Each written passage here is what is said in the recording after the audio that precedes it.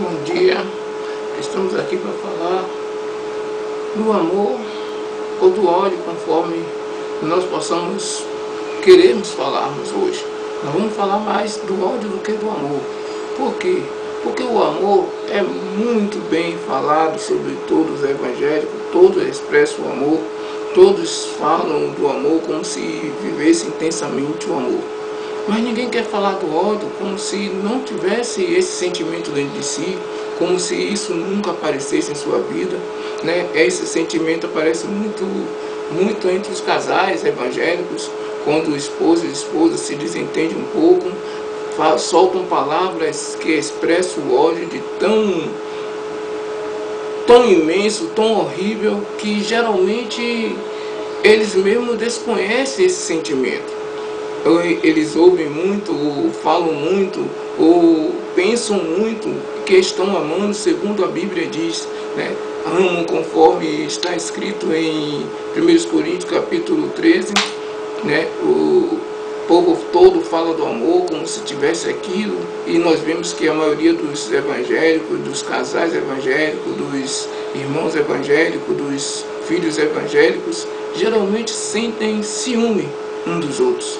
Sente ciúme do cântico, sente ciúme da profecia, sente ciúme dos dons, na verdade, eles sentem ciúmes. E lá está dizendo que o amor não é ciumento. No entanto, nós sentimos ciúme, mas falamos do amor como se dele estivéssemos realmente vivendo, né? Outras vezes, nós nos colocamos como se fôssemos filhos do Deus é amor. E vivemos isso intensamente, como se Deus fosse amor, mas que não tivesse o sentimento do ódio dentro de si. E nós sentimos ódio, irmãos, e não sabemos mais como expressar o nosso ódio, não sabemos como encaminhar, para onde encaminhar o nosso ódio. Devemos ter esse sentimento, sim, é um sentimento humano, é um sentimento que nós precisamos exercer, mas devemos saber como direcionar esse sentimento, né? Vamos dar aqui muitos exemplos, né, do que devemos odiar e do que não devemos odiar. Por exemplo, podemos falarmos do versículo em que todos nós conhecemos, né? Lá está escrito assim que nós devemos amar até mesmo nossos inimigos, e todo mundo, né, diz: não, eu amo meu inimigo, mas não sabe que é inimigo. Deus falou naquele momento. Muitas pessoas até hoje confundem, acham que devem amar até o príncipe das trevas, e estão amando as obras do príncipe das trevas, estão amando os efeitos colaterais das ações de Satanás nas suas vidas. E hoje nós vamos falar sobre esse sentimento e vamos aprender a encaminhar o nosso ódio, para que possamos então entrarmos no céu de uma forma adequada. Vamos começar falando, por exemplo, do ódio que a maioria das pessoas tem sentido pelo o dom da profecia. A Bíblia diz que uma igreja sem profecia, ela se corrompe, né? Outras vezes nós estamos vendo que as profecias de hoje só servem para falar sobre a prosperidade. Irmão, você vai ganhar um carro, irmão, você vai ganhar isso, irmão, você vai ganhar aquilo. Mas a profecia que nós vemos que é odiada não é esse tipo de profecia. Nós vamos ler agora 1 Reis, capítulo 22, versículo 8, né? E se alguém quiser também pode conferir em 2 Crônicas, capítulo 18, versículo 7, que diz assim: Então disse o rei de Israel a Jeosafá: ainda há um homem por quem podemos consultar o Senhor, porém eu o odeio, porque nunca profetiza de mim o que é bom, mas só o mal.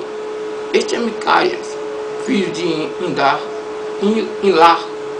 E disse Jeosafá: não falei o rei assim. Então este rei Acabe, ele odiava esse homem porque não falava dele bem. Mas nós que conhecemos a história, nós que lemos a Escritura Sagrada, sabemos que o rei Acabe era um homem mau, né? Estava deixando conduzir a sua vida, não pela influência da mulher, porque muitas pessoas pegam esse capítulo para dizer que a mulher influencia para o mal. Nós vemos várias pessoas que influenciaram os seus esposos para o bem. O caso mesmo é a nossa irmã Maria, né? A nossa querida eleita pelo Senhor, que verdadeiramente influenciou seu esposo para o bem, né? Influenciou para a história da humanidade. A mulher também de Manoá influenciou ele para o bem, para o sucesso, para uma vida melhor, e tantas outras, né? Nós vamos aqui perdermos um grande tempo falando de mulheres maravilhosas que salvaram o esposo e que tiveram obras maravilhosas em suas vidas. Então nós falarmos agora desse sentimento. O que não devemos odiar, irmão, é a profecia do Senhor nas nossas vidas. Nós devemos aprendermos a ouvir o Senhor, né? Porque a profecia, como a Bíblia mesmo diz, ela tem um propósito. Ela vem para revelar o segredo do coração do homem. Ela vem para manifestar o que você realmente está querendo, né, que está lhe prejudicando, o que precisa ter a decisão que você precisa tomar para mudar a sua vida, para que a igreja do Senhor não se corrompa, para que o povo de Deus não vá mal. Porque não é apenas uma pessoa que vai mal quando um irmão erra, quando um irmão peca. É toda a comunidade, é todos os evangélicos, independente do nome da igreja, da denominação do irmão, independente que o irmão lá seja pentecostal ou que o outro seja tradicional. Se um tradicional peca, os pentecostais pecaram. Se um pentecostal vacila, os tradicionais erraram. Nós sabemos que nós queremos essa separação, nós lutamos por essa separação, nós fazemos divisões, né? Nós olhamos aqueles que fazem tal coisa, ou nós olhamos aquele que faz outra coisa, mas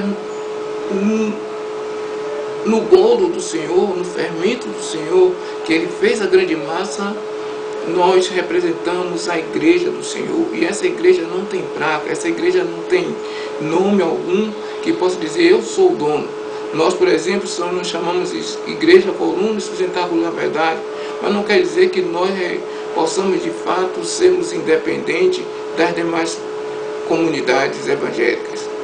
Então nós precisamos muito aprendermos isso. Nós vamos vermos também que no capítulo de Salmo, capítulo 31, versículo 6, está escrito assim: eu odeio aqueles que se entregam à vaidade enganosas, eu porém confio no Senhor. Aqui está um exemplo claro do que o homem, do que a mulher, do que a criança evangélica deve odiar. Como encaminhar o seu ódio? Encaminhe o seu ódio para aqueles, não é para aqueles no sentido de odiar o ser humano, porque a Bíblia nos ensinou a vermos isso, amarmos o pecador. Nós amamos o pecador, o ser humano, né? É isso que ela está dizendo quando diz eu amo o pecador, mas aborreço o pecado. Mas a Bíblia me ensinou a odiar a vaidade enganosa. O que seria vaidades enganosas? Coisas que parecem serem prioridades, coisas que parecem serem importantes, coisas que parecem terem muito valor. No meio evangélico mesmo, a prosperidade hoje é o que diz que se o homem é crente ou se o homem é descrente, né?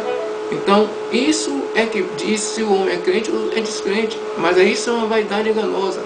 A Bíblia aqui diz que o Senhor, né, que ele, o Davi, ele, o homem, ele, a pessoa, odeia, né, a vaidade.